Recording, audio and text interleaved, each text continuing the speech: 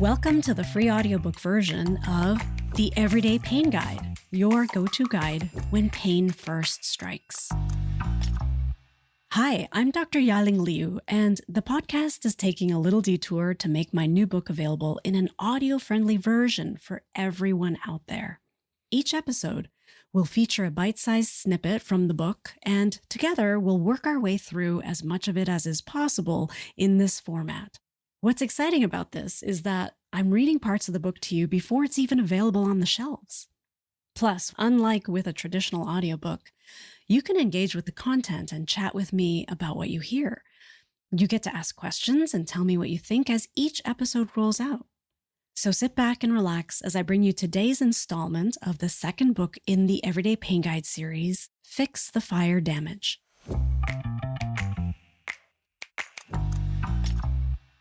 Of the 5 stress biology influencers, we've now covered coping methods, the 5 senses, and blood glucose.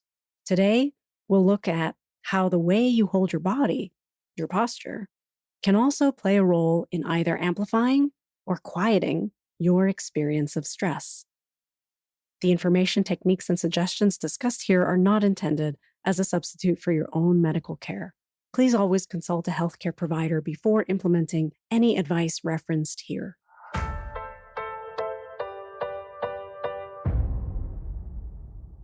There are numerous avenues by which you can influence your stress biology. In this book, we're looking at just 5 of them. Each influencer can act as either a type of stress biology trigger or be used to alleviate stress. Keep that in mind while we go through today's 4th type of influencer.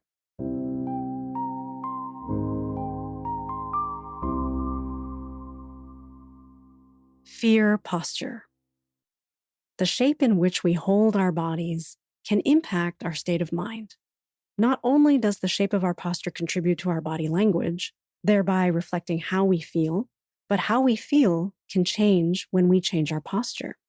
For example, a more upright and open posture has been associated with increased self-esteem when compared to a collapsed or contracted posture. A stooped and hunched or slouching posture tends to signal body language associated with low mood or low self-esteem, but it also may contribute to that low mood or low self-esteem. Imagine for a minute the shape and position your body would automatically make if you heard a sudden loud crashing sound overhead. If that sound suggested to your nervous system that something was about to fall on your head, you might reflexively duck for cover. That automatic physical reaction may include any number of the following actions: raising and rounding your shoulders, jutting your head and neck forward and down, doubling over at the torso, bringing your ribs closer to your pelvis, bringing one or both knees up, and or crossing the arms in front of your chest. Many of us sleep in this position, referred to as the fetal position, because of its similarity with the curled up shape of a fetus. It's a hardwired protective shape that serves to physically shield and prevent injury to our vital organs and structures. It is our nervous system's default protective position and can be deployed at the drop of a hat. Here in the book, readers see a drawing of someone in this type of posture. They're bracing for impact as boulders seem to be falling down around them and on top of them.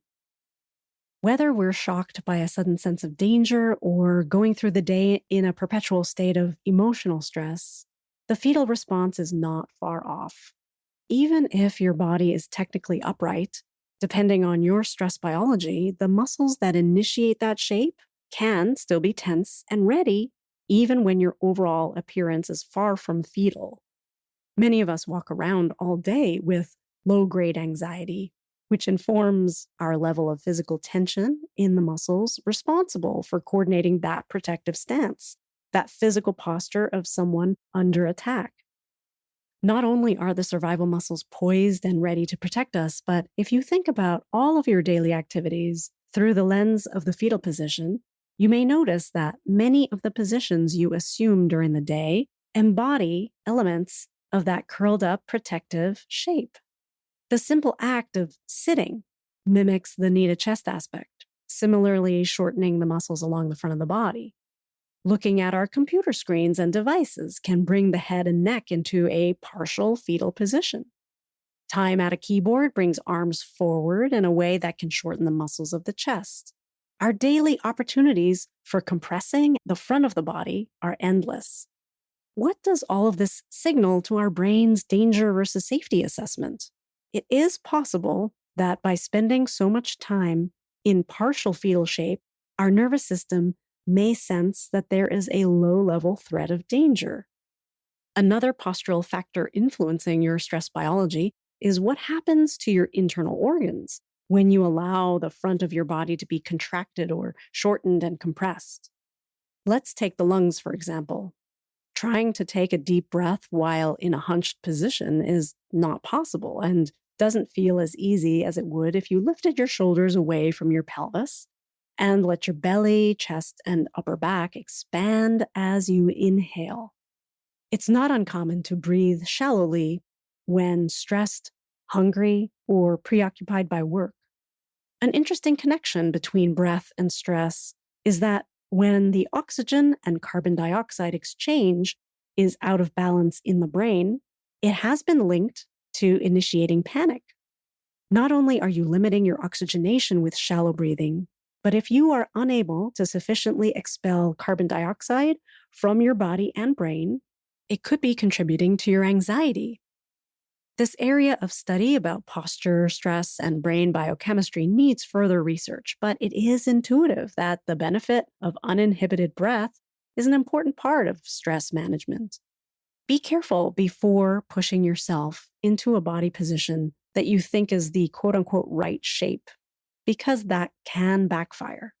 The upcoming Stress Biology Action Plan will outline how to approach posture with your nervous system in mind, and this does not include forcing yourself into any specific shape.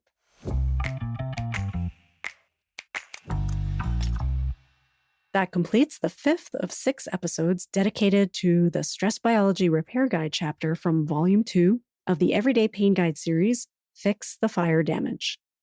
When you reflect on your day-to-day activities, what position is your body in?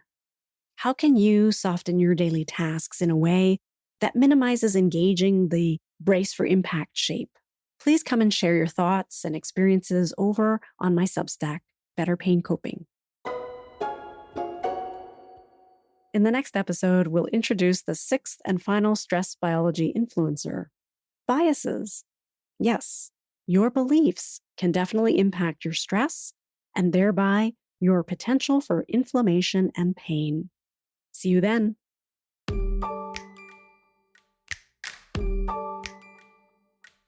This episode was an excerpt from The Everyday Pain Guide, your go-to guide when pain first strikes. Written and narrated by me, Dr. Ya-Ling Liu, with audio editing and production provided by Organized Sound Productions. Do you have questions or comments about today's episode? You can shoot me an email anytime at hello@stopeverydaypain.com.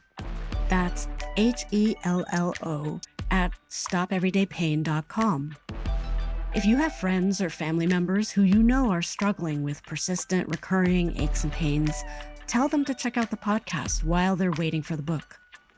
To help me get this information to as many people who need it as possible, please consider leaving an honest review, but I'd also be super grateful for a simple like, follow, or share. Thank you for helping me put a stop to everyday pain.